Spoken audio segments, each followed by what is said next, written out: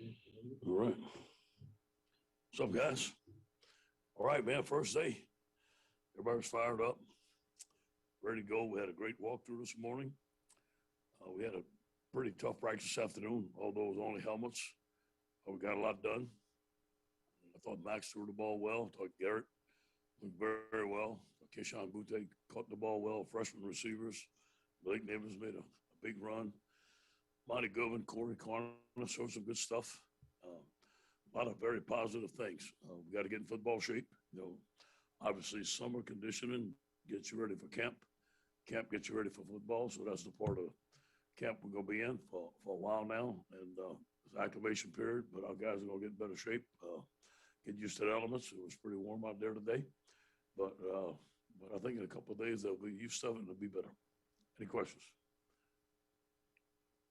Hey, Ed, Wilson Alexander from The Advocate. You mentioned Max there a second ago. How much can it be an advantage now to know you have a month to really work with him and kind of hone things around him? And what do y'all really like about Max, in sort of his skill set that gives you confidence in his ability as a starter? Well, first of all, we missed Miles. It was very unfortunate. And I think Max and Miles and the whole team were looking forward to competition. It was very close. We didn't know who was going to be the starting quarterback. I thought the competition would have been very good for the football team to see that because there's competition at every position almost. But it does give us that we know who's our starting quarterback. Obviously, he's got to do it, right? And he's got to be able to perform. But it does enable us to do some things. I mean, he's a lefty and Miles is a righty. It does give us some things that he does different than Miles. Obviously, I'm not going to say everything. I can't. But, we know Max is a little bit more mobile than Miles was. And there's some things that he can do. But also, we got to protect him. But you know what? We got to play to win the game. So whatever that takes, we have to do. Hey, Ed, this is Glenn West with LSU Country.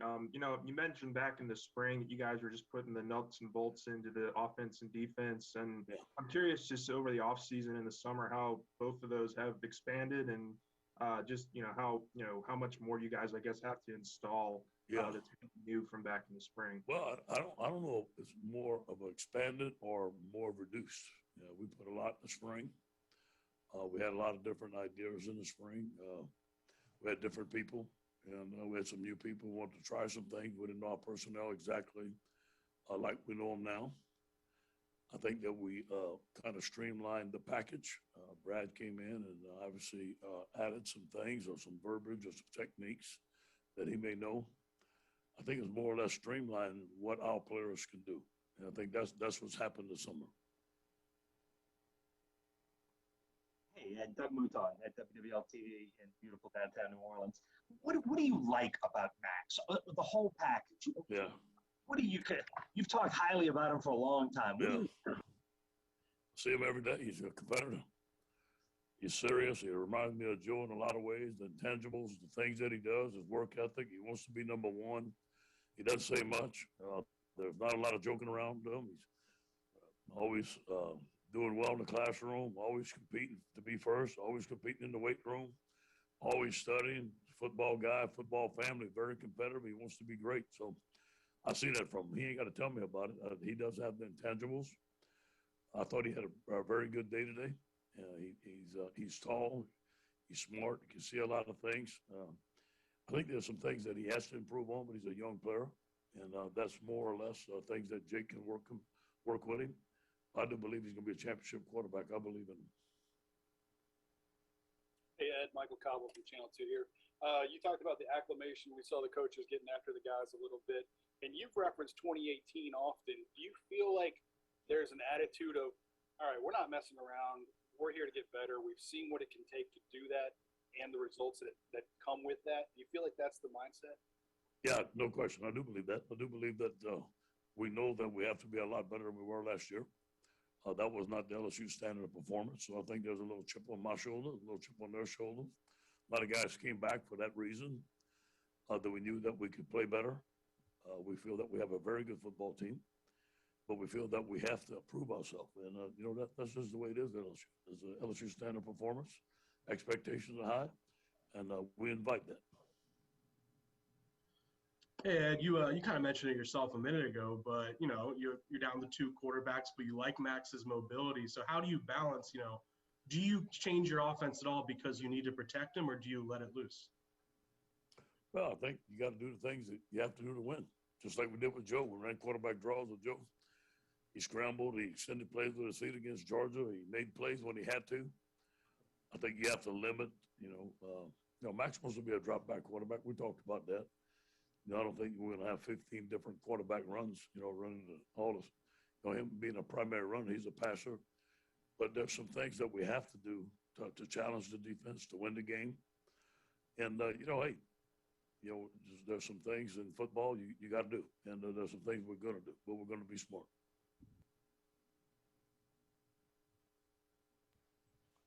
Hey, Ed Daniels in New Orleans.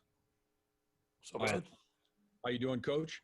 Coach, as far as the running back room is concerned, if no one breaks out, how many guys are you willing to give a shot to back there? Are you a committee guy, or would you like to see one guy just win that job? I do believe that it's time for Tyron and John to do it. I'd like to see that. It doesn't mean that I don't want to see Armani. I don't want to see Josh. I want to see Corey. I want to give them a chance. But those guys, in my opinion, have to be the lead dogs and for us to get to where we need to go. Now, if another guy beats them out, he beats them out. But I think it's time for those guys to shine. I think they're very capable of doing it. I think they're, for the most part, in great shape. I think Kevin's got them in the right mindset. And I'm going to be interested to see how they play this year. Thank you. You're welcome.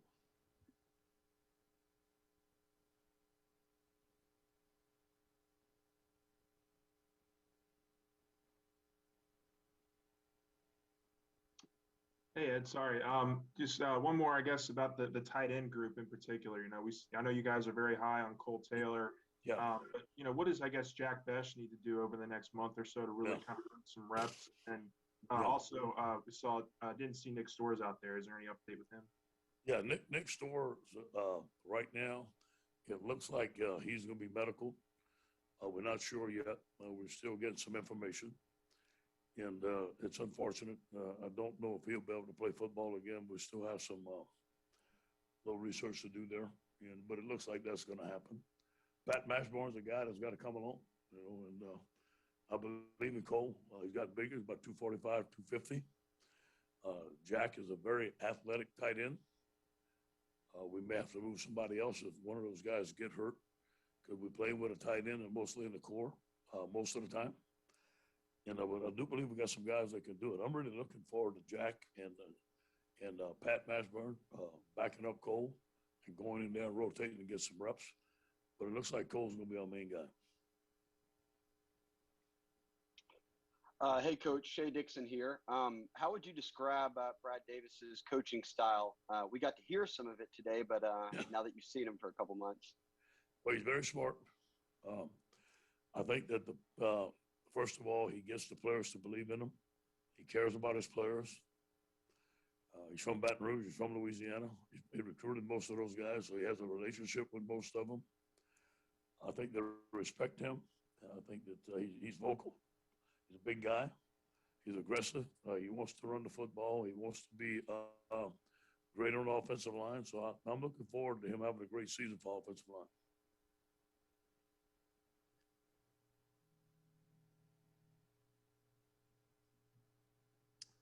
You guys okay? Y'all kind of quiet. Yeah.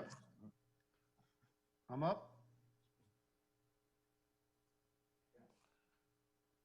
Yeah. Hey, Coach Mike Scarborough with Tiger Bait.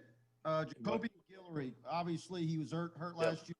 What does he have to do in order for you to start talking about him making a move? Yeah. Got a lot of depth there, and he's coming off as a freshman. But what do you think you might be able to see out of him this year? Hopefully that he can play this year. I think that he's deserved a chance to play. He's got to have a very good camp. I think he squatted like 650 pounds the other day. He's had his best summer. He took a lot of reps today and did very well. He's in the best condition he's been. He lost some weight. I think that the more consistent he's able to show that he can stay in his gap, he's very strong. know his defense, and be in good shape. I think that he can be a very good football player for us. He's not there yet, but he's coming along. Thank you. Yeah, it's, Sage Ryan's a guy who seems like he's versatile. Saw him with the nickels today. I guess, how do you envision how you guys might use him this year? Yeah, he had a big pick at the end of the game today. And then team period. Our guys love him. He's probably going to be one of our top returners. We're going to use him in the kicking game. We want to use him at nickel, but we also want to play him at safety. We're looking at a guy being a freshman to come out and play excellent on special teams. Back up Cordell, maybe. Cordell flat at nickel. And also learn the safety. He's very smart. We want to send him. I think he's a good blitzer. He's very aggressive, very smart, ball hawk. I think he's going to be a great player for us.